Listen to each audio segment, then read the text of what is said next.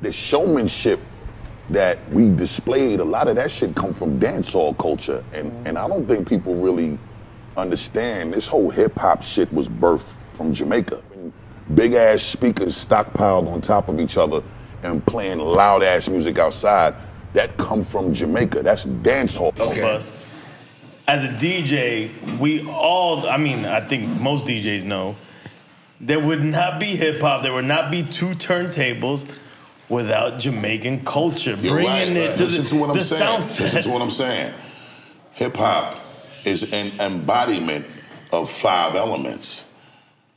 It ain't just DJing and rapping. Absolutely. That's a component in hip hop culture. 2 significant components. Just 2 though. Actually, no, it's not just 2.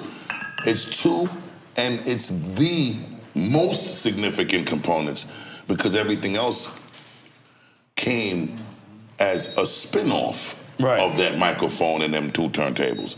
So it's the foundation.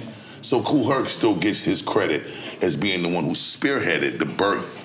Kool Herc brought dancehall culture to the US and gave birth to hip hop culture. The only thing that changed was the type of music that was played and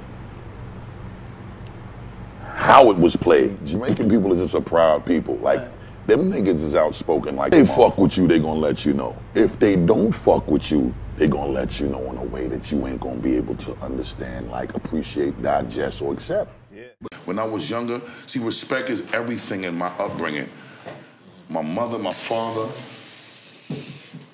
we a West Indian house. West Indian culture is a proud people, a very proud. And let me be clear, we gonna make sure there's a distinguishable difference from that proud boy shit that they talking about. Right. And a proud people. You understand?